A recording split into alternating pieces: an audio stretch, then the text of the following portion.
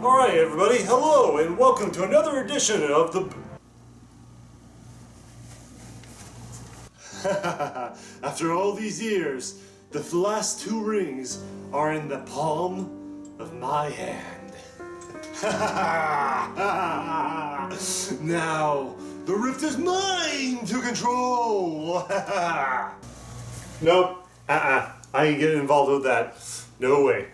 Alright, so where was I? Oh yeah, the new Spider-Man movie. Yes, it did take me a while, but I finally got around to watching it. Spider-Man Far From Home is the next installment in the Spider-Man franchise and in this MCU universe. And I gotta say that this is actually a nice change of pace, one of which is that this is actually one of the very first Spider-Man movies to be featured outside of New York City. Which is very rare, especially in Spider-Man comic books as well, because you see Spider-Man outside of his metropolis that he calls a home into the great unknown when it comes to various things, whether it be old towns, castle structures that are not quite as stable for his webbings, or the fact that there's a lot, he's unfamiliar with a lot of areas depending on which region and country that he goes to, which is actually quite refreshing. Now, this movie takes place a few months after Avengers Endgame, where everything gets resolved. Iron Man dies, Captain America's old, Black Widow is dead as well, and a few other heroes here and there. And they kind of pretty much in the first 5 or 10 minutes of the movie pretty much explain fully what happened to each of the characters that were pretty much Thanos snapped out of existence for 5 years and snapped right back. Spoilers for Avengers Endgame if you haven't seen it already. But this is actually a nice change of pace where apparently not only is it their last semester of high school, but they are going on a trip. And with that trip comes a lot of great burdens because with Peter Parker as Spider-Man, he's got a lot to make up for now that he's the new hero on the block after the passing of Iron Man. Kind of like a passing of the mantle from one superhero to another, which I find to be quite refreshing. He has these trials and tribulations throughout this movie, which you kind of tell that he doesn't know quite sure if he can live up to the expectations of Tony Stark. While along the way, he comes across various problems across Europe when Nick Fury hires him to become his little S.H.I.E.L.D. agent in order to assist Mysterio in taking down a few monsters. Now, I don't want to spoil anything about this movie since it's still in theaters, but I will have to say though, is that the outcome with the characters as well as the plot and with Mysterio is pretty much was one of the expectations I expected with this movie as to how Mysterio turns out, which, if you haven't seen it already, you probably don't know what I'm talking about. But for those who do, Jake Gyllenhaal as Mysterio is a fantastic character who lives up to the comic book Rogue himself. You know what? I can't really say much about it because otherwise I'll be spoiling it.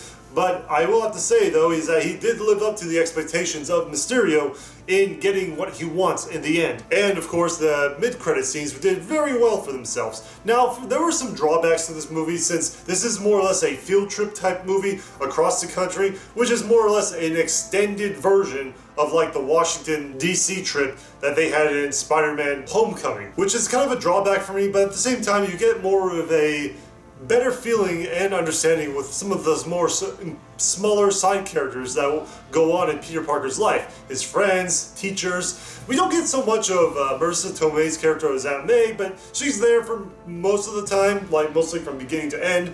But there's a few drawbacks, I guess you would say, with those types of characters. You focus way too much on that, but at the same time, you don't really get that much wasted time when it comes to Peter Parker himself. Tom Holland as Spider-Man pretty much does a lot of great things in here, as always, like he did in Homecoming. And I gotta say, this is actually one of the best Spider-Man movies to come out of the whole list of Spider-Man movies that are out there. Way far better than Spider-Man 2, I gotta say. And that's saying a lot. And with that said, not only is this one of the best Spider-Man movies of all time, I would have to give this movie a solid 4.5 out of 5 stars. A great little wholesome time. You can even take the kids if you want, despite being the PG-13 rating, but at the same time, it's actually a great way to get out there and figure out the trials and tribulations of how a character like Peter Parker Spider-Man is living up to the full potential of the next generation of Marvel Cinematic Heroes. And I guess that's pretty much it for the comic book movies for the rest of this year, other than the Joker movie coming out for October.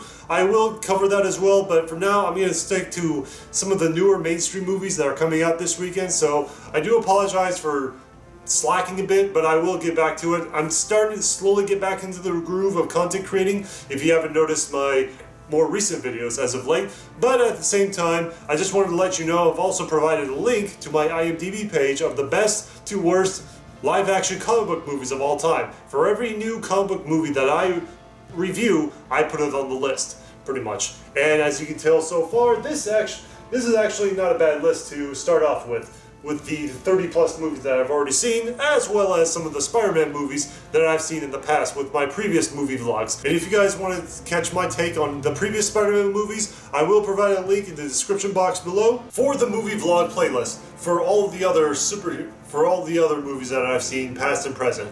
And as always, if you guys have a request for me to review any movies, whether it be new or old, feel free to let me know on Patreon for the low price of $1 a month. That's right, for $1 a month, I will review any type of movie that you guys can throw at me, just so long as it's appropriate and mainstream, more or less. So, with that said, thank you all for watching, and I will see you all next time.